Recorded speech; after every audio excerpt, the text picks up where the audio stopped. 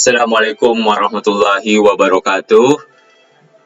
Alhamdulillah pada pagi hari ini kita bisa melanjutkan mata kuliah kita metodologi penelitian kuantitatif. Sesi kali ini kita akan membahas tentang unsur-unsur penelitian kuantitatif. Minggu lalu kita sudah membahas tentang jenis atau desain penelitian dalam kuantitatif. Ada penelitian eksperimen, ada penelitian non-eksperimen. Pada pagi hari ini kita akan fokus kepada unsur-unsur yang ada di dalam penelitian kuantitatif. Submateri yang akan kita bahas pada pagi hari ini adalah pertama, tahapan penelitian kuantitatif. Yang kedua, unsur-unsur penelitian kuantitatif, mulai dari masalah, variabel, teori, hipotesis, dan metode. Cuma pada pagi hari ini kita akan fokus kepada masalah penelitian. Berikutnya, komponen di dalam penelitian kuantitatif ini kalau kita lihat ya, itu ada berapa poin ya. Jadi ketika kita ingin melaporkan penelitian kuantitatif, kita bisa lihat ada 7 poin. Yang pertama pendahuluan, review teori, metode, hasil penelitian, pembahasan, kesimpulan, dan daftar pustaka. Kesemua ini biasanya akan dilampirkan ketika kita akan melaporkan hasil penelitian kuantitatif. Salah satu poin penting dalam penelitian kuantitatif adalah dalam masalah pendahuluan. Jadi ketika kita ingin membuat suatu proposal, suatu riset, pendahuluan itu menjadi penting. Salah satu isi di dalam pendahuluan yang poin utamanya adalah tentang masalah penelitian. Jadi masalah penelitian ini adalah poin ya penting ketika kita ingin mengajukan suatu penelitian. Jadi ide pokok ya ketika kita ingin menyelesaikan suatu masalah penelitian. Tanpa ada masalah maka penelitian itu tidak perlu dilakukan. Maka masalah ini menjadi penting untuk menjadi starting awal kita untuk melakukan penelitian.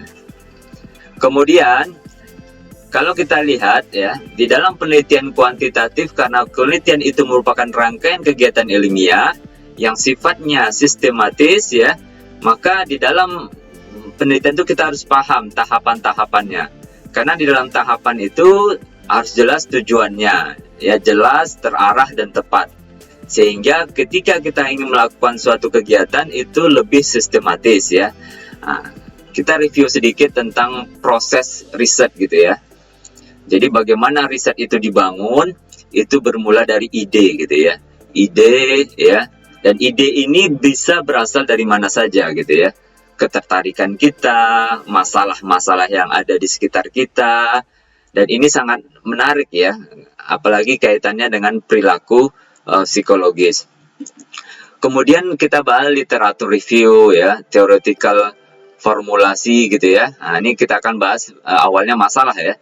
Literatur review, kemudian formulasi riset problem ya, kemudian operasionalnya ya, kemudian kita buat riset desainnya, mengumpulkan data ya, analisis data dan menjawab dan menginterpretasi dan akhirnya ujungnya adalah konklusi ya, kesimpulan. Jadi ini proses riset secara umumnya ya. Kalau kita lihat lagi tahapan di dalam penelitian kuantitatif itu ya. Ini nanti akan kita gambaran skema umumnya ya, kurang lebih. Identifikasi masalah, ini yang poin ini yang kita akan bahas ya. Kemudian kumpulkan teori dan hipotesis. Kemudian kita pilih metode penelitiannya. Di dalam metode ini ada instrumen, desain ya, sampel. Baru kita melakukan penelitian, mengolah data, analisis dan laporkan hasil. Kita hari ini baru tahap identifikasi masalah ya. Walaupun desain kemarin kita sudah bahas ya tentang desain penelitian, kita akan mulai dari identifikasi masalah. Di situ ada pertanyaan atau rumusan masalah dan tujuan penelitian. Jadi ini sangat penting sekali ketika kita ingin melakukan suatu penelitian kuantitatif. Apa yang harus kita lakukan dahulu ya, apa prioritasnya, apa poin-poin penting di dalam melakukan penelitian kuantitatif. Poin yang penting yang pertama adalah permasalahan, menemukan, mengidentifikasi masalah penelitian yang ada di sekitar kita. Nah, sekarang kita akan bahas apa itu masalah ya. Sebelum masuk ke situ, ini ada beberapa istilah ya. Ada topik penelitian, ya. Jadi topik penelitian ini adalah pokok bahasan yang luas di dalam sebuah penelitian. Masalah penelitian ada fokus area di dalam penelitian. Kemudian tujuan penelitian, hal yang ingin dicapai. Rumusan masalah adalah pertanyaan yang ingin dijawab oleh peneliti. Ya, jadi ini ada 4 istilah yang harus kita pahami secara bersama-sama.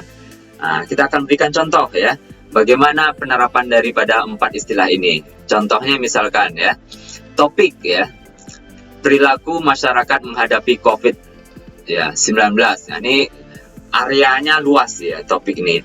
Nah, topik ini menimbulkan banyak masalah-masalah yang salah satunya saya ambil contoh ketidakpatuhan masyarakat pada masa COVID. Ini masalah penelitian ya. Tujuan penelitian ya, ini sudah lebih spesifik ya. Misalkan saya ingin melihat peran kepribadian dengan ketidakpatuhan masyarakat di masa COVID. Sedangkan rumus masalahnya ini bentuk pertanyaan. Apakah kepribadian berperan dalam menentukan ketidakpatuhan masyarakat di masa COVID-19? Nah, ini sudah spesifik ya. Jadi ini contoh ya bagaimana topik masalah penelitian, tujuan penelitian, dan rumusan masalah. Nah, kita akan bahas ya apa dan bagaimana dan kriteria apa masalah penelitian itu yang bagus gitu ya. Nah, ini contohnya. Nanti kita akan bahas juga ya lebih detail lagi ya. Oke. Masalah penelitian ini merupakan faktor utama ketika kita ingin melakukan penelitian. Bagaimana memformulasikan masalah penelitian menjadi penelitian ya? Ya, ini satu yang menarik ya. Karena masalah itu satu yang sering kita alami. Cuma masalah itu bisa nggak diangkat menjadi satu penelitian? Jadi definisi masalah itu adalah ketidaksesuaian antara realita dan harapan. Ketidaksesuaian antara teori dan lapangan. Ketidaksesuaian antara keinginan dan kenyataan. Itulah masalah gitu ya. Masalah. Sesuatu yang tidak ingin kita harapkan, menimbulkan sesuatu yang mengganggu ya. Itu definisi masalah ya, secara umum ya. Nah, di dalam penelitian masalah itu ya berdasarkan apa yang kita amati ya.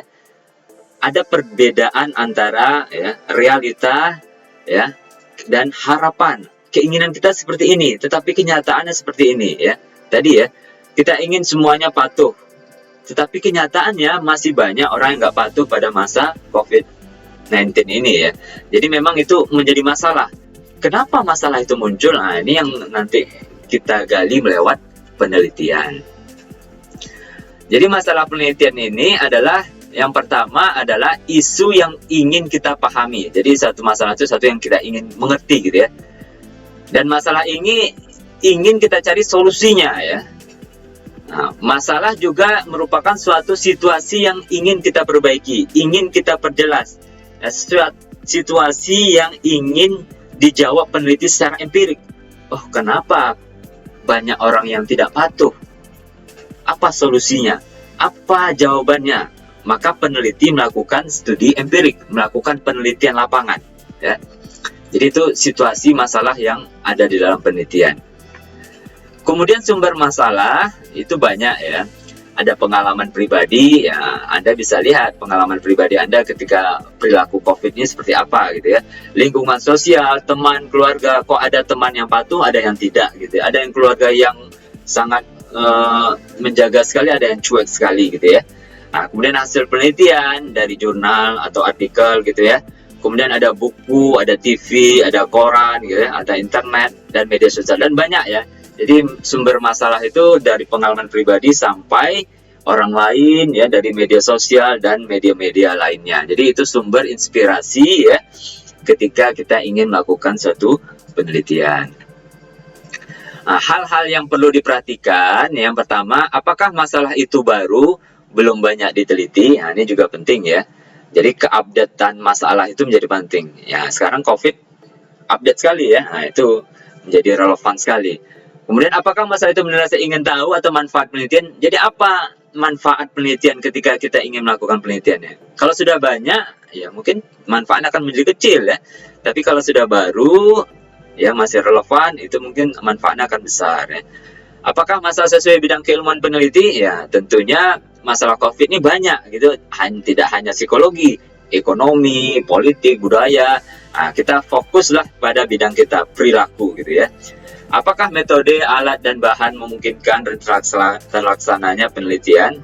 Ya, kita harus pikirkan ya, pada situasi ini apa cara, alat, dan bahan yang untuk dapat kita melakukan penelitian secara cepat, tepat gitu ya. Kemudian apakah peneliti mampu melaksanakan penelitian? Nah, ini juga harus dipikirkan ketika kita ingin mengambil satu masalah menjadi satu penelitian. Kemudian kriteria masalah penelitian dalam kualitatif menurut Kerlinger ya, dan NIM 97 ya, hubungannya minimal 2 variabel. Jadi karena minimal itu kalau kuantitatif ya, minimal 2 variabel ya. Kemudian jelas tidak ambigu ya hubungannya, kemudian dapat diuji secara empiris, kemudian tidak diwarnai ambisi pribadi. Artinya memang ini ya kita ingin sesuatu yang bermanfaat gitu ya bagi khalayak ramai. Jadi minimal 2 variabel ya, karena penelitian kuantitatif ya, jelas dan tidak ambigu dan dapat diuji secara empirik.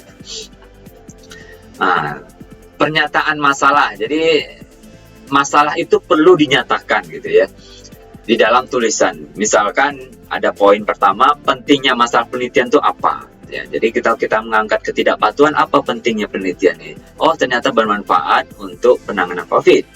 Mengkaitkan masalah dengan penelitian sebelumnya itu juga penting ya. Bagaimana penelitian tentang ketidakpatuhan dalam konteks pandemi ya sebelumnya, ada nggak? Itu juga kita tampilkan. Kemudian menempatkan masalah dalam konteks. Masalah konteks ini adalah ya konteksnya Riau, Pekanbaru, Indonesia gitu ya. Jelaskan apa yang dilakukan dalam penelitian, apa yang Anda ingin lakukan, solusinya apa yang ingin Anda tawarkan untuk mengatasi masalah ini dengan penelitian. Kemudian bagaimana caranya, bagaimana metodenya yang Anda lakukan gitu ya dibandingkan metode sebelumnya. Apa keunggulan-keunggulannya? Ini pernyataan masalah ketika kita ingin menulisnya dalam suatu paragraf ya atau proposal. Jadi ini pohon masalah yang harus kita perhatikan ya. Jadi yang pertama masalah isu ya. Jadi ini yang muncul ke depan ya di atas ya. Kemudian cause-nya, penyebabnya ini ya, akarnya ya. Penyebab masalah itu apa? Kemudian impact-nya apa? Dampaknya apa? Jadi ini 3 hal yang harus kalian perhatikan ketika kita masalah. Jadi cara kita berpikir ya. Isunya apa? Masalah pokoknya apa? Penyebabnya apa? Kemudian dampaknya apa? Nah, ini ya. Jadi kalau kita tulis dalam ini bisa kita lihat contohnya misalkan masalah ketidakpatuhan masyarakat dalam penanganan COVID. Dampaknya apa atau signifikansi dari penelitiannya apa? Peningkatan kasus COVID, ya, kematian, ekonomi dan psikologis. Penyebab kepatuhan apa? Nah, ini sumbernya kita dari referensi ya, kepribadian, lingkungan sosial, sikap, persepsi, risiko dan yang lainnya. Fokus judul penelitian. Nah, misalkan kita pilih persepsi risiko dan ketidakpatuhan masyarakat. Pertanyaan penelitian, apakah atau rumusan masalah, apakah persepsi berperan dalam ketidakpatuhan masyarakat? Nah, jadi ini contohnya ya, dalam kita mengidentifikasi masalah sampai masalah itu menjadi judul penelitian. Nah, ini contoh, saya perjelas lagi lebih mudah. Penyebab, masalah penelitian dan dampak gitu ya. Nah, penyebab ini ya, masalah penelitian ini tadi kita sampaikan ya, ketidakpatuhan ya. Kemudian kita baca literatur, apa penyebab ketidakpatuhan dari hasil penelitian sebelumnya. Muncul ada 4 misalkan, kepribadian, persepsi risiko, sikap, konformitas. Dari 4 ini kita sudah bisa menjadi 4 judul ya. Misalkan ya, kan tadi masalah itu kriteria minimal 2 variabel ya. Saya tertarik tentang kepribadian dengan ketidakpatuhan. Yang B, saya tertarik dengan persepsi dengan ketidakpatuhan. Yang C, sikap dengan ketidakpatuhan. Yang D, konformitas ketidakpatuhan. Jadi dari masalah penelitian ini, kemudian kita cari sumber penyebabnya, itu sudah menjadikan banyak judul-judul penelitian. Jadi ketika kita ingin memulai penelitian, jangan cari judul dulu, tetapi cari permasalahan, cari literatur, cari sumber penyebab, kemudian lihat ya, pilih salah satu fokus penelitian Anda apa, misalkan persepsi risiko dan ketidakpatuhan.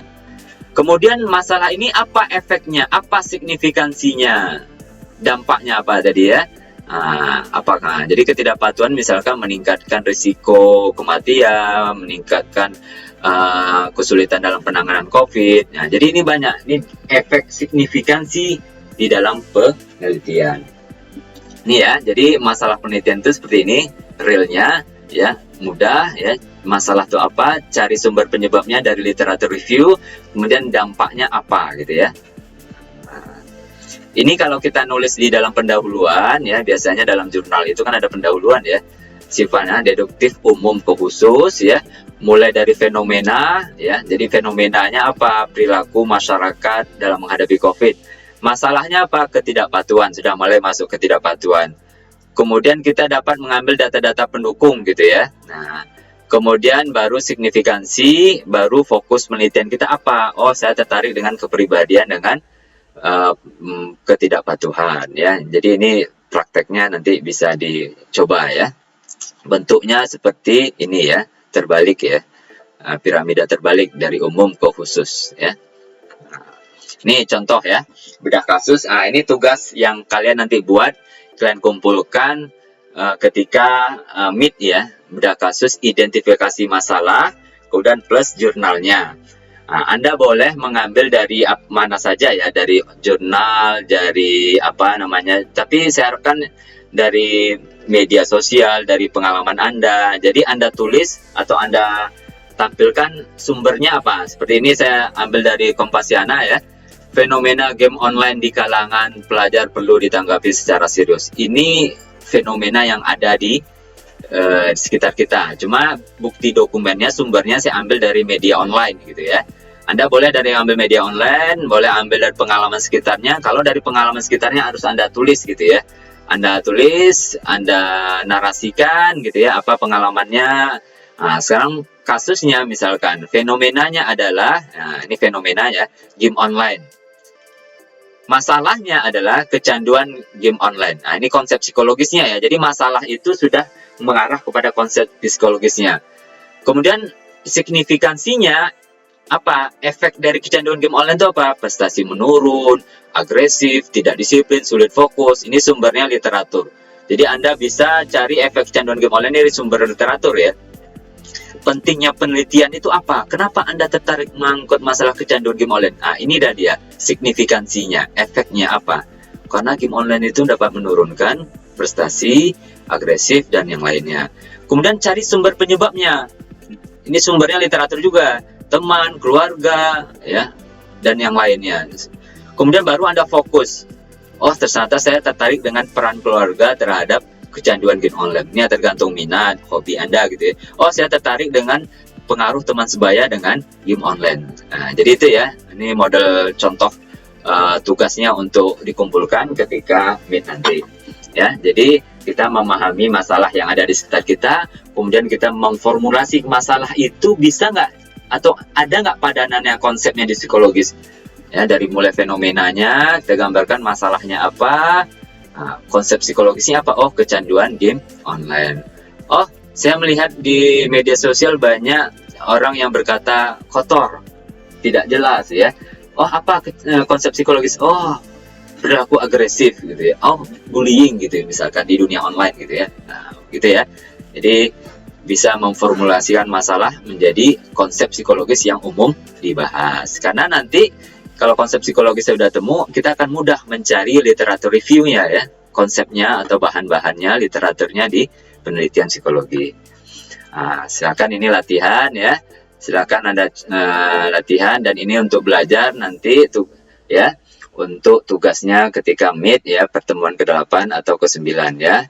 Coba identifikasi masalah sosial, identifikasi masalah, fenomena dulu ya, kayak tadi ya, masalah, formulasikan efek atau konsep psikologisnya apa, kenapa masalah itu penting, dan sumber penyebab, dan fokus penelitian Anda apa.